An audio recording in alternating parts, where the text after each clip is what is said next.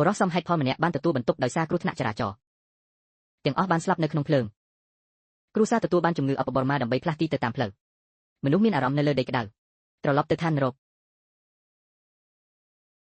នៅចំណុចនេះបុរសនោះបានទទួលអាជ្ញាប័ណ្ណរឹមរឹករបស់អធិរាជនាំខ្ញុំទៅរកទម្លាប់មកដល់វាំងប្រសិនបើបុរសប្រព្រឹត្តចំពោះម៉ាស៊ីននោះដូចជាកម្មករសម្លាប់ឬជាមនុស្សផាកពិន័យនេះគឺជាបញ្ហាជាមួយបុរសគាត់មិនយល់ពីអ្វីដែលបានកើតឡើងមុនពេលមានអ្នកដើរកាត់ស្ត្រីនេះបានក្លាយជាមនុស្សកំណាចគាត់បានទទួលឥទ្ធិពលពីឆ្មារឿងចម្បងដែលយកគ្រួសារទៅឆ្ងាយរឿងដែលយកទៅបាត់គ្រួសារបានរុញស្ត្រីនោះចុះពីលើឥដ្ឋក្បាលរបស់ភ្ញៀវក្នុងពេលនេះក្មេងស្រីអាយុ21ឆ្នាំម្នាក់ដែលស្លៀកពាក់សម្លៀកបំពាក់ពិភពលោកនៅតែមិនរងចាំនាងត្រឡប់មកវិញដីដោះខោអាវចេញចំណងជើងថាជាស្ត្រីនេះជាខួរក្បាលរបស់បុរសចំណាស់ដែលជាវិញ្ញាណរបស់វិញ្ញាណបុរសដែលជាវិញ្ញាណរបស់វិញ្ញាណគឺជាវិញ្ញាណរបស់វិញ្ញាណមិនត្រឹមតែឪពុកម្ដាយនៃគ្រួសារទាំងមូលតែមិនខ្វល់ពីកូនប្រុសទោះបីជាគាត់ក៏ជាមនុស្សខាងវិញ្ញាណដែរតាំងពីពេលនេះវិញ្ញាណរបស់វិញ្ញាណកំពុងឈរខ្ញុំបានសម្រេចចិត្តយកសុខនេះទៅឲ្យគាត់មិត្តល្អរបស់គ្រួសារគាត់ពិតណាស់គាត់មកផ្ទះដើម្បីនិយាយជាមួយគាត់ដូច្នេះហើយជាស្ត្រីដែលនឹងរត់គេចខ្លួនអឺសេត្រូវបានបណ្ដេញចេញពីក្រែស្ត្រីចង់យកចិត្តទុកដាក់ចំពោះកូនប្រុសប្តីជឿថាស្ត្រីនឹងរៀបការជាមួយកូនអ្នកត្រូវទាញគាត់ឡើងស៊ូលូយីងបើហ៊ានកុហកគាត់ខ្ញុំនឹងធ្វើឲ្យអ្នកកុហកបុរសចំណាស់នេះម៉ាក់អ្នកយកខុសហើយខ្ញុំគ្រាន់តែចង់ឃើញគាត់ខ្ញុំមិនជឿរឿងសំហេតុសំផលរបស់អ្នកទេឲ្យលុយខ្ញុំយើងទាំង3នាក់កំពុងហោះហើរជាមួយគ្នាមើលទៅខ្ញុំអាចមើលឃើញតែចិត្តគេអនុញ្ញាតឲ្យពួកគេមានអារម្មណ៍ជឿចាប់នៃភ្នែករបស់ខ្ញុំពេលស្ត្រីនោះត្រឡប់មកបន្ទប់វិញខ្ញុំចង់ឲ្យកូនប្រុសរបស់ខ្ញុំនៅសម្លៀកបំពាក់ស្អាតប៉ុន្តែខ្ញុំបានរកឃើញថាសម្លៀកបំពាក់របស់ម្ចាស់មិនមានសម្លៀកបំពាក់របស់ប្តីនិងប្តីទេគាត់គ្មានលុយរស់នៅក្នុងបេះដូងទេប្តីជាអ្នកឲ្យប្រពន្ធស្ត្រីនិងស្ត្រីអ្វីដែលមិនអាចទិញបានសម្រាប់កុមារស្ត្រីចង់ធ្វើឲ្យប្តីជឿនាងគាត់ទៅផ្ទះដើម្បីឲ្យកូនប្រុសស្លៀកពាក់មិនឲ្យប្តីស្លៀកពាក់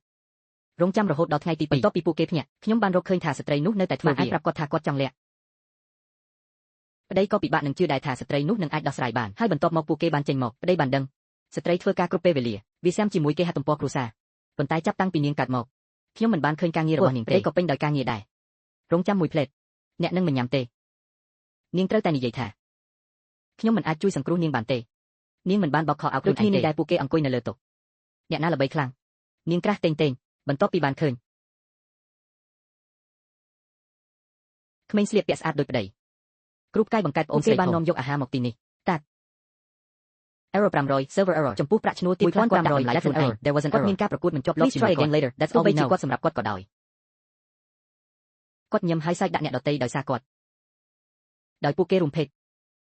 លោកបានទទូចឲ្យកាន់តំណែងរបស់លោកនៅក្នុងគ្រួសារដើម្បីលួចខ្លឹមពីជនជាតិចិនគាត់ក៏សុំកូនខ្ញុំដែរសម្រាប់ចំណែកនៃការអូសទាញរបស់គាត់មុនពេលសកម្មភាពរបស់គាត់ខ្ញុំដឹងថាគាត់មានបំណងគាត់គឺខួយប៉ុន្តែខ្ញុំពិតជាចង់ចាំនោះពិតជាអស្ចារ្យណាស់រាល់ពេលហើយបានផ្ញើតុក្កតាទៅគាត់ខណៈពេលដែលកូនស្រីរបស់នាងនៅក្នុងក្បាលរបស់នាងបានជួយឆៃស៊ូសិនហើយបានប្រើពេជ្រចាញ់